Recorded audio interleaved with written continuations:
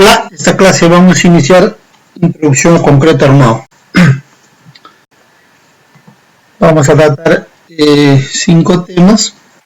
Lo primero que vamos a ver es elementos estructurales que están presentes en una edificación de concreto armado.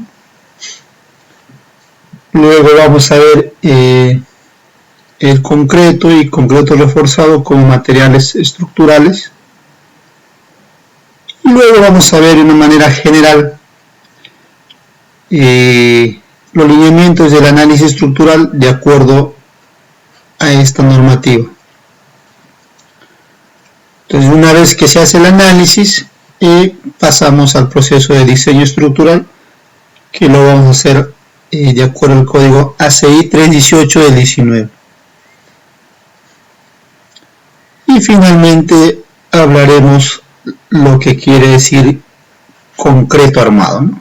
Y algunas características principales. Es una clase de introducción, entonces vamos a tratar de abarcar algo completo, ¿no? Elementos de concreto armado presentes en una edificación. Este es un curso pues de concreto armado para estudiantes y egresados, ¿no? Vamos a abocarnos a ese nivel. Por ejemplo, tenemos elementos horizontales que vienen a ser losas, ¿no? Por ejemplo, acá tenemos un elemento denominado flat plate o losa plana, ¿no? Característica, como su nombre lo dice, losa plana. Luego tenemos elementos de borde o vigas de borde. En este caso tenemos una viga peraltada hacia arriba. Y luego tenemos columnas. Las columnas pueden ser circulares, cuadradas, rectangulares y cualquier otra forma, siempre y cuando cumplan con los requisitos del código. Luego tenemos otro tipo de losa denominado flat slab. Este tipo de losa ya tiene elementos en los apoyos que le permiten tener mayor rigidez, ¿no? Y estos elementos estructurales se denominan drop panels. Esta parte en rectangular. Y también tienen a la vez los capiteles. Entonces eso permite hacer losas de mayores longitudes que simplemente los flat plate. Entonces otros elementos estructurales que tenemos son los basement wall, ¿no? O muros de sótano. Luego tenemos como elemento estructural, ya hemos hablado de losas, un poco de vigas, columnas y ahora cimentación, ¿no? En este esquema gráfico tenemos zapatas aisladas, split footing, zapatas aisladas, y en algunos casos también se tiene elementos intermedios entre la columna y la zapata denominados pedestal, ¿no? Un elemento de transición. Eso es todo lo que podemos ver en este esquema gráfico, ¿no? Entonces, en una edificación, en líneas generales, hay losas, vigas, columnas y podemos decir muros de sótano,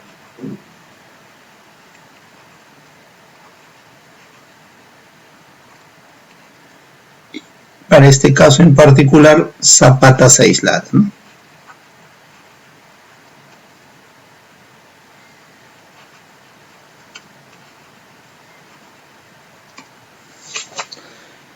Dentro de losas hay una infinidad de categorías, ¿no? En este esquema hemos visto la losa plana, denominado flat plate, y la tipo de losa flat slab, ¿no? Aquí hemos visto vigas peraltadas hacia arriba, pero entre la unión pues de columna a columna siempre hay vigas, ¿no? Lo que se vendría de unas vigas chatas. Aquí siempre hay una viga.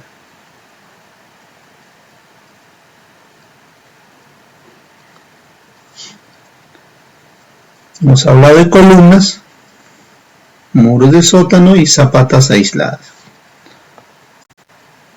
En la siguiente diapositiva, similar, ¿no? Pero ya hay algunos elementos estructurales, digamos, nuevos, ¿no?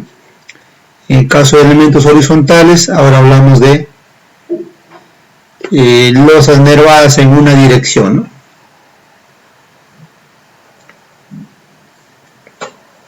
Y en algunos casos, cuando aquí existe el ladrillo, se denomina losa aligerada, ¿no? Pero básicamente son losas nervadas en una dirección. En una dirección porque la carga que traslada es en un sentido considerable.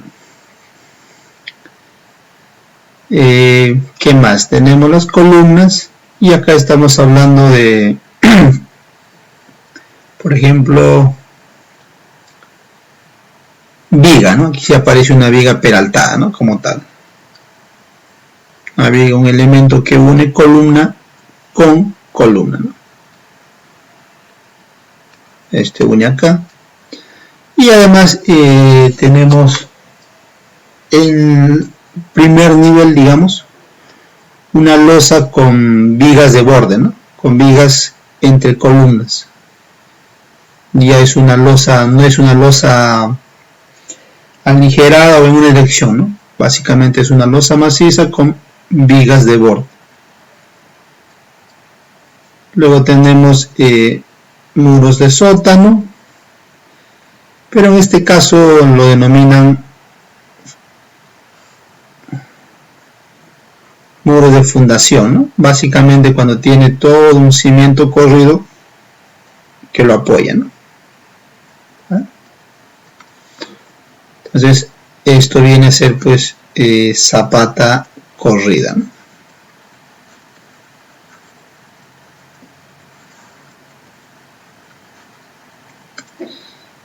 También tenemos las zapatas aisladas que viene a ser pues los split footing.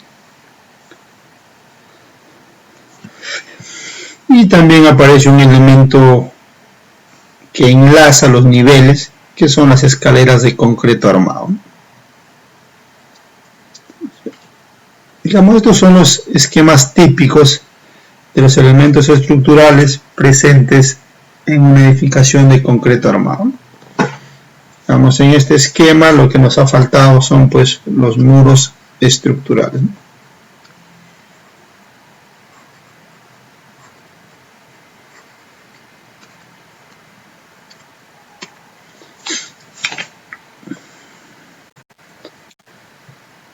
Entonces, ¿qué es el concreto, ¿no? ¿Y qué es concreto armado? Nosotros sabemos, por su curso de tecnología de materiales, pues que concreto básico, digamos elemental, es un material homogéneo en la cual pues bajo una proporción dada del diseño de mezclas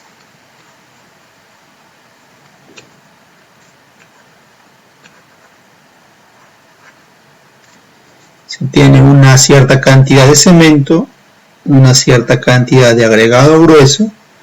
Este agregado grueso comúnmente pues va de 3/8 a 3/4 de pulgada, agregado fino y finalmente agua, ¿no? Bajo cierta proporción que nos da el diseño de mezcla. Entonces esos materiales se combinan de tal manera pues que nosotros tengamos un material que sea trabajable, ¿no? Y bajo ciertos parámetros que tiene que cumplir, ensayos, etc., ¿no? De acuerdo a la norma ASTM o los respectivos de su país. Entonces eso viene a ser concreto, ¿no? Aquí esto viene a ser concreto como tal.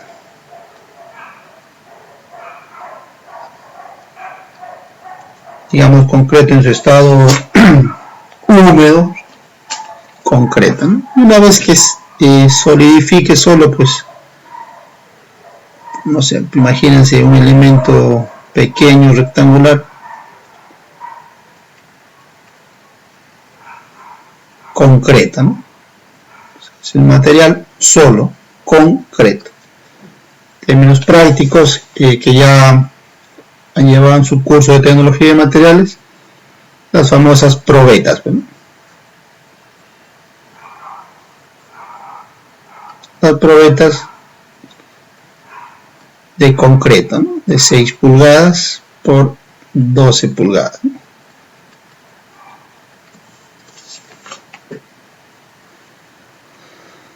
Entonces solamente es concreto.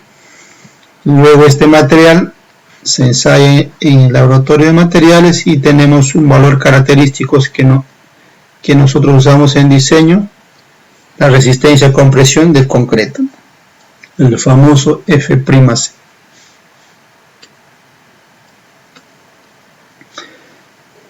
Entonces, al concreto, todo material que contenga concreto y acero de refuerzo se denomina concreto armado, ¿no?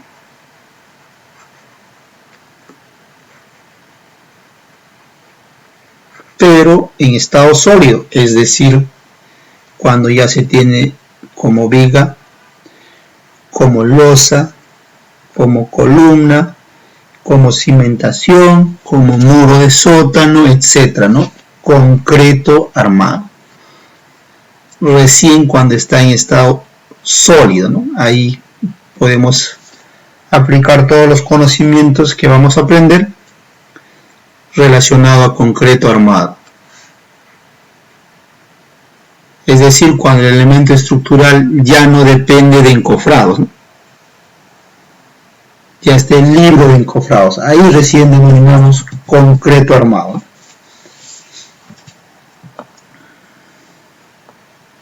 Y lógico, ya cuando el elemento estructural o la estructura completa ya no esté soportado por encofrados, pues ya empieza a trabajar de acuerdo a las cargas que lo van a exigir, ¿no? Entonces, dentro de la etapa de análisis estructural, este documento es una referencia. Si bien es un documento americano, pero es una referencia para todos los países de Latinoamérica. Este documento es publicado por la Sociedad Americana de Ingenieros Civiles, pero principalmente, estudiado a detalle por el Instituto de Ingeniería Estructural, ¿no? Entonces aquí en este documento nos dan los lineamientos básicos que debe cumplir una estructura para un correcto análisis, ¿no? Digamos, el análisis más estándar hoy en día sería pues un análisis sísmico, ¿no?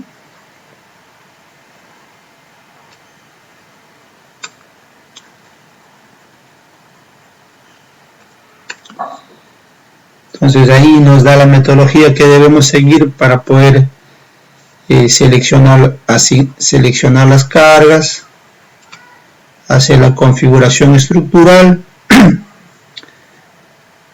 etcétera, etcétera, ¿no? Entonces, para hacer un correcto análisis estructural, nosotros debemos conocer esta norma. Por ejemplo, ¿no? Aquí nos habla de detalles generales, combinaciones de carga, cosa muy importante tener en cuenta esto, los tipos de carga muerta del suelo, presión hidrostática, carga viva, carga de líquidos, digamos un poco más a detalle cargas de tsunami, ¿no? Cargas de nieve, cargas de lluvia, pero principalmente hay que aprovechar estos libros en el tema de sismo, ¿no? Todos los contenidos que hablen de sismo, ¿no? Tanto para hacer un correcto análisis como para tener en cuenta en el diseño estructural. Entonces, si bien llevamos un curso de concreto armado 1, pero hay que tener en cuenta que este es un documento en el cual posiblemente se absuelva la mayor parte de las dudas que pueda tener un estudiante al hacer análisis estructural.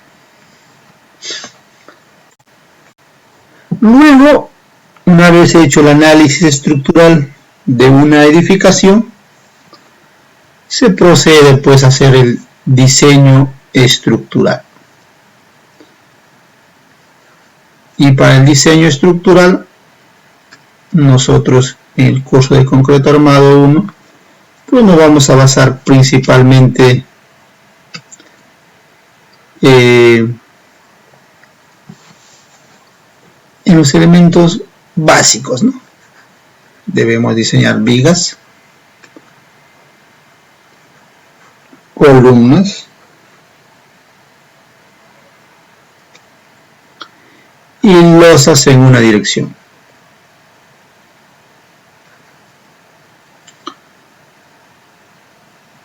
Ese es el objeto principal del curso de concreto armado 1. Vigas, columnas y losas en una dirección. Entonces les comentaba que luego del análisis estructural pasamos a hacer diseño estructural. Análisis estructural terminado, pasamos a diseño estructural. Entonces del análisis estructural, ¿qué obtenemos, no? En el análisis estructural tenemos que todos los elementos estructurales tienen ciertas dimensiones. Sea columna, sea viga, sea losa, sea escalera, cualquier elemento estructural, una vez que terminamos el análisis estructural, ya tiene dimensiones dadas, ¿no? O sea, esas dimensiones dadas, y además esas dimensiones dadas están asociadas a una fuerza cortante, a un momento flector, a una cara axial y a un momento torsor, ¿no? Todo elemento estructural tiene asociado estas fuerzas luego del análisis y por ende también tiene asignado un desplazamiento, ¿no? Desplazamiento lateral, un desplazamiento vertical, deformación, etc. Entonces, el producto del análisis estructural tenemos eso. Definimos la geometría y las fuerzas que están soportando esos elementos estructurales. En la etapa de diseño estructural, vamos a validar que esa dimensión, por ejemplo, hablemos de vigas, asignándole un refuerzo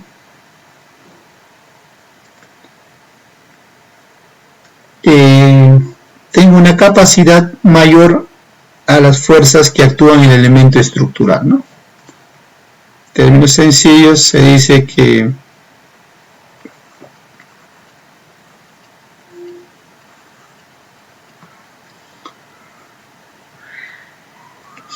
entonces la capacidad del elemento estructural cuyas dimensiones están dadas y se asigna 0 debe ser mayor que a la demanda, ¿no? Esto viene a ser demanda y esto viene a ser capacidad. Más adelante vamos a ver con más detalle esos términos, pero básicamente es eso, ¿no? Entonces, yo ahí calculo el acero en diseño estructural, ¿no? ¿Qué pasa si la sección que pasó el análisis estructural no es capaz de soportar las fuerzas requeridas? Pues vuelvo a aumentar las dimensiones, ¿no? Puedo aumentar dimensiones y luego tengo que hacer otra vez el análisis estructural, ¿no?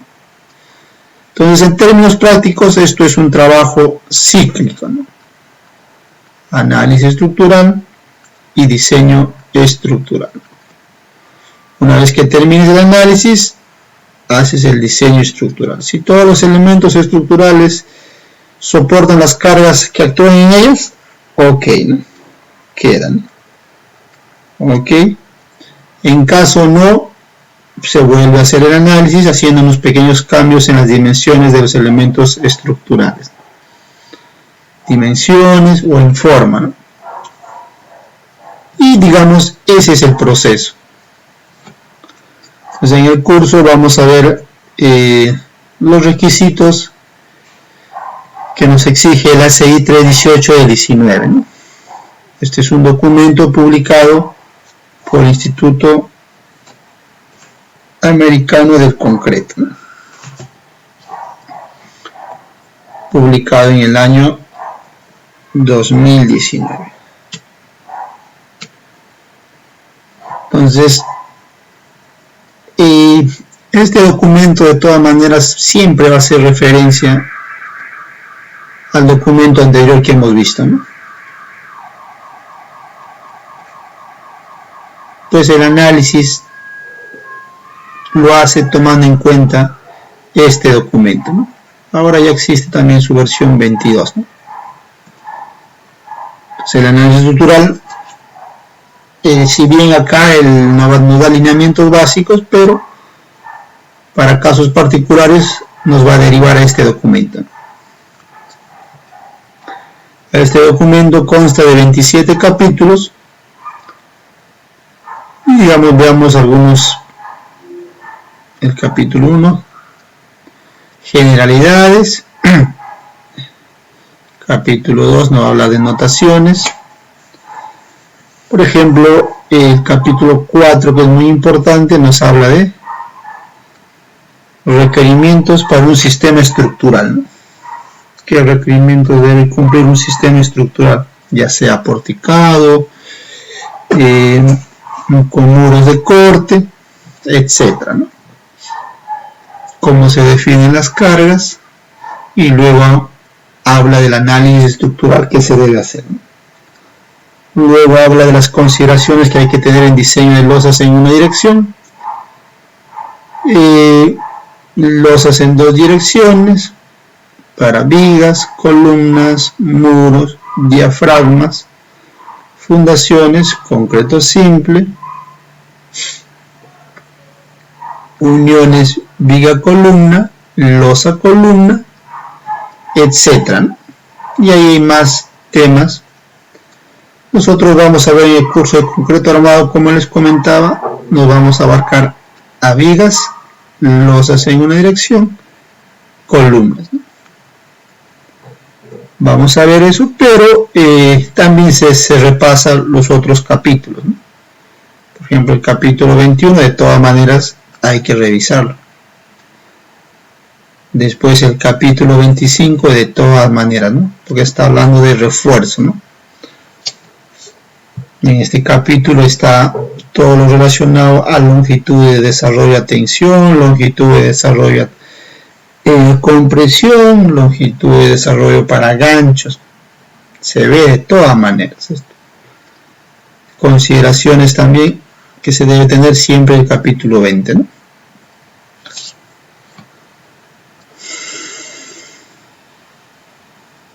Por ejemplo, el capítulo 21 habla de los famosos factores de reducción, ¿no?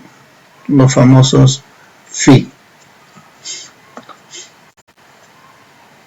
Desde la portada principal, digamos, de ese documento de mención, y hagamos un resumen rápido de lo que podemos diseñar con ese documento, ¿no? Diafragmas, elementos colectores, en este caso son vigas que están uniendo el diafragma o losa con el muro de corte, ¿no? shear wall, muro estructural, muros de contención fuera de la edificación. ¿Qué más tenemos? Nos habla un poco de cómo se distribuyen las cargas gravitacionales, las cargas de viento, pórticos resistentes a momento, ¿no? Todo esto, todo en naranja, ¿no? Aquí es un pórtico de un nivel, este es el pórtico de otro nivel. De la misma manera esto, ¿no? Pórtico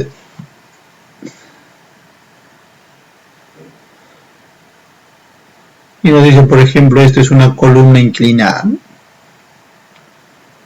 En un caso particular,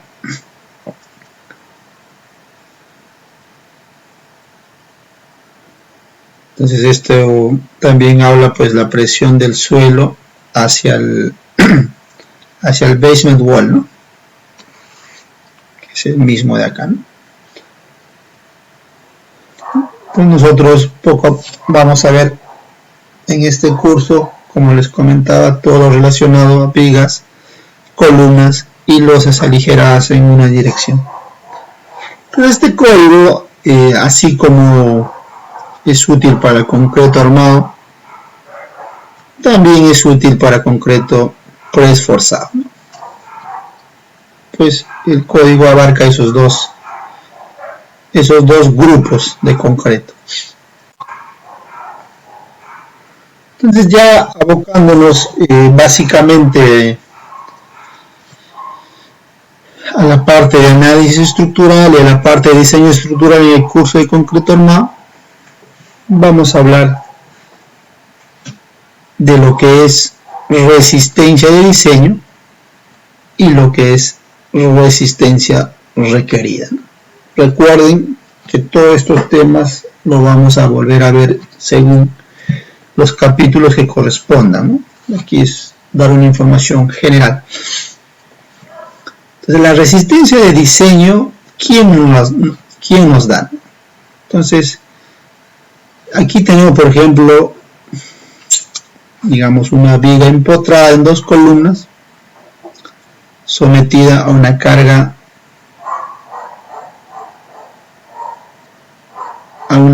muerta, ¿no? Por ahora vamos a trabajar por fines esquemáticos con esto, ¿no? Con esta combinación de carga. Esta combinación de carga, tenemos una carga distribuida WD y la carga última sería 1.4D. Listo. Esta carga última, ¿qué va a generar en la viga, ¿no? Vamos a hablar hoy de momento flector. Va a generar un momento flector. Entonces, digamos que sea la distribución de momentos, y nosotros sabemos que acá en la parte baja tiene el mayor momento, ¿no? Aquí está generando ese famoso MU. De la misma manera va a generar un momento en esta cara, ¿no? Entonces, en conclusión, una carga muerta amplificado por un factor va a ser una carga última, y esa carga última va a generar un momento flector último. Ese momento flector último generado viene a ser la resistencia requerida. Es decir, esa sección va a ser sometida a este momento. Entonces, de la misma manera, con ese momento, pues, yo tengo que calcular el acero que debo asignarle a la sección. Entonces, aquí tenemos una sección de ancho B y peralte H. Ya asignado a 0 a la sección. Esta sección transversal tiene una capacidad, una resistencia nominal a flexión. Entonces, toda sección transversal con dimensiones definidas y asignado a 0 ya tiene una capacidad nominal. En este caso estamos hablando de flexión.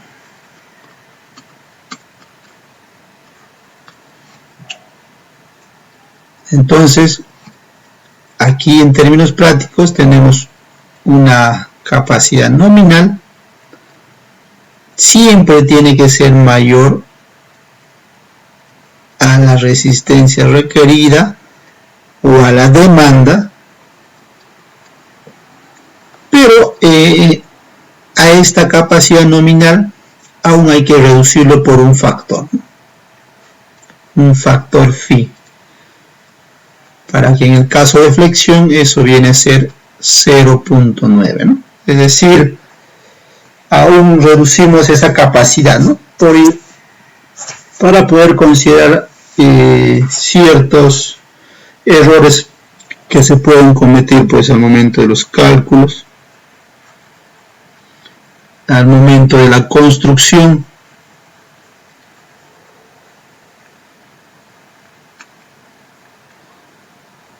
Básicamente esos dos, ¿no? Los cálculos pues y a la construcción.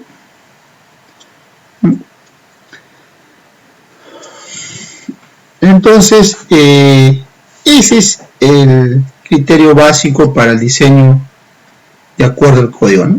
Que la resistencia de diseño sea mayor que la resistencia requerida, ¿no? Ese mismo concepto pues se aplica, por ejemplo, a corte, ¿no? Que el corte mayor o igual al corte último, ¿no? De la misma manera se va a aplicar a la carga axial, ¿no?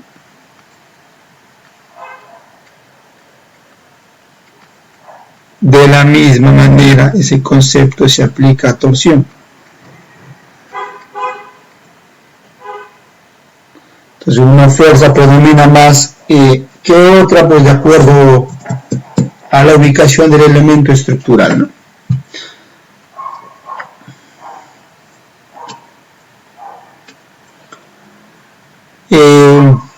Entonces el famoso factor phi,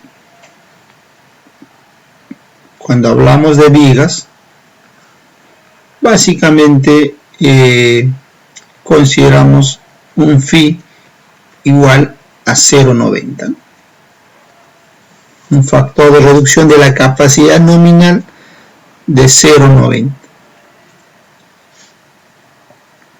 Y cuando eso se cumple, cuando la deformación unitaria del acero en tensión, del layer más externo, sea mayor o igual que esta relación, ¿no?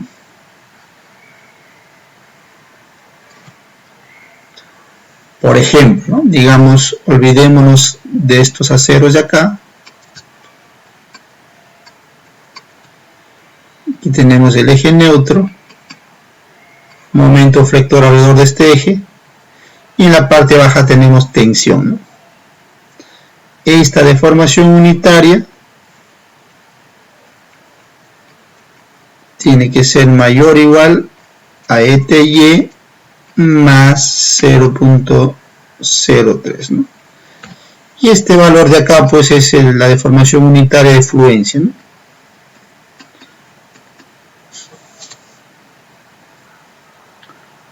Que viene a ser FY por el módulo de elasticidad del acero.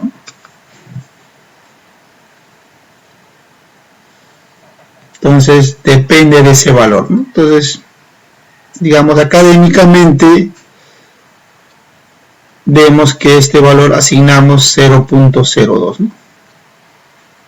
Y con ende pues decimos que la deformación unitaria, cuando es mayor o igual a 0.05 y ya tenemos un phi de 0.9, ¿no? No necesitamos calcular otro valor, ¿no? Basta que la deformación unitaria de este layer sea mayor a 5 por 1000, ya tenemos un valor de phi de 0.9, ¿no?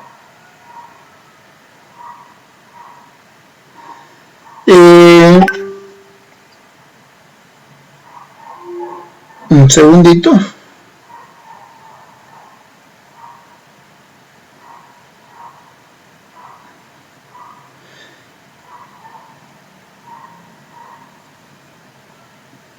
Ok.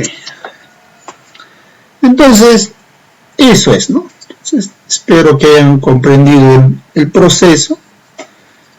Digamos, esto lo vamos a volver a repetir, como les comento, según el capítulo que veamos, ¿no?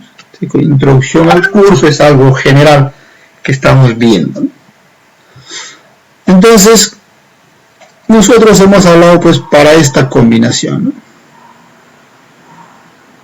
Es ese mismo proceso que se repite para esta combinación, para esta combinación, para esta combinación, para esta combinación, para esta combinación.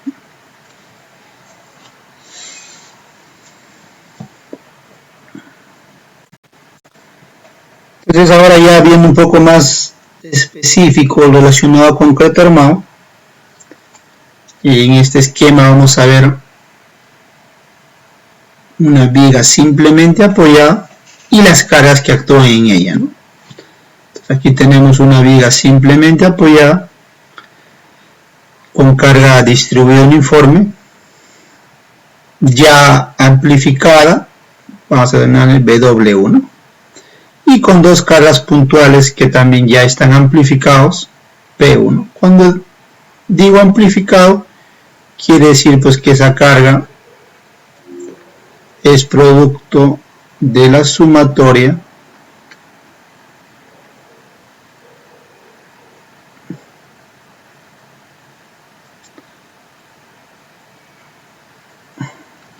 con la carga en servicio, ¿no? Carga en servicio con su respectivo factor, dependiendo si es carga muerta, carga viva, etcétera, se amplifica y eso viene a ser una carga última, ¿no?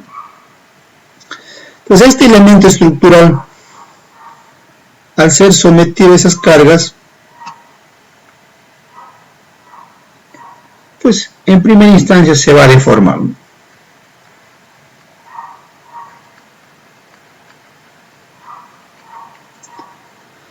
Y luego también va a ser sometido a un momento flector, ¿no? Producto de ello.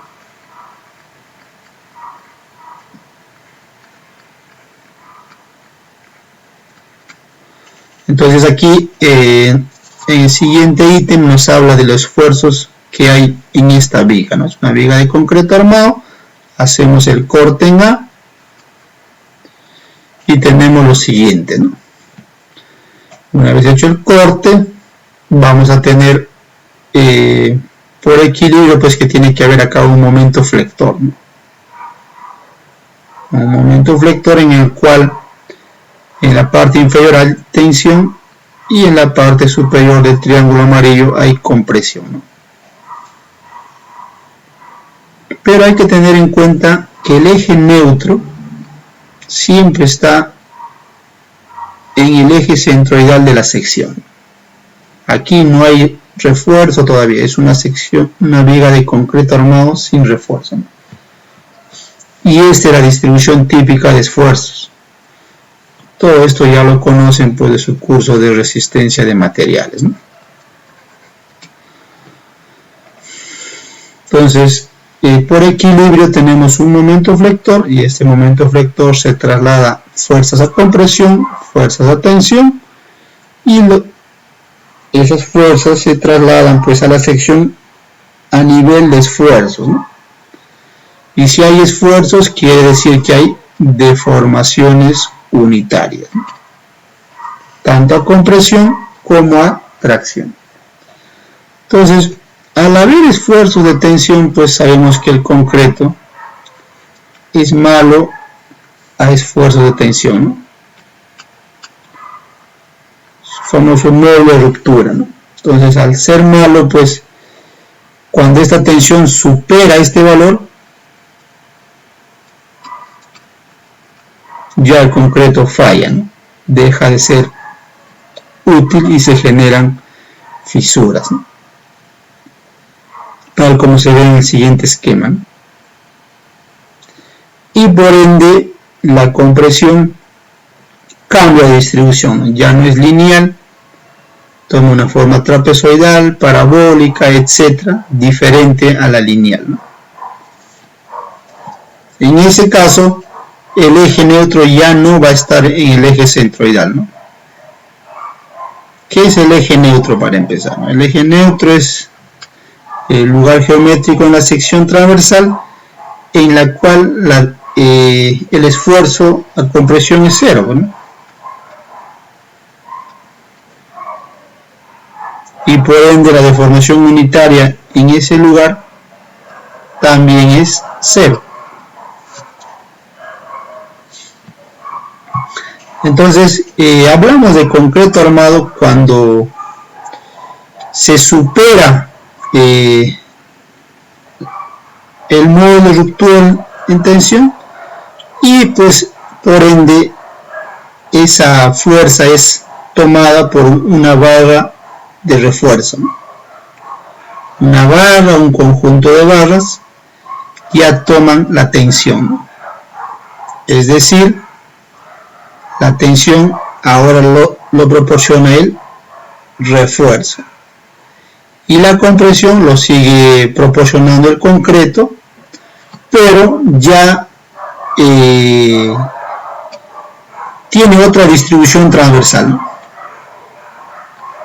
Estos esfuerzos tienen otra distribución cuando existe refuerzo a tensión y el eje neutro ya no coincide con el eje centroidal, se desplaza hacia arriba. Entonces, ese es el mecanismo de concreto armado en flexión. Entonces la tensión, la fuerza de tensión la va a tomar el acero de refuerzo y la compresión la va a tomar el concreto de la parte superior. ¿Para qué se coloca el refuerzo? Pues para que el elemento estructural, para que esta viga no falle y además pues para controlar esas fisuras a flexión que se pueden generar.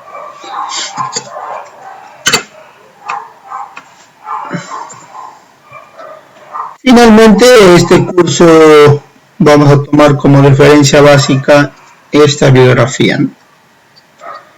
Concreto armado de este autor, ¿no?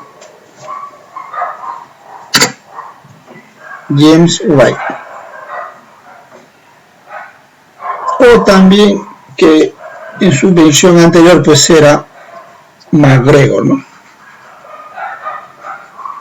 En esta versión ya digamos estos autores continúan con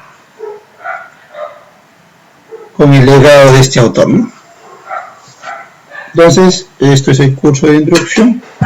Hasta la siguiente clase.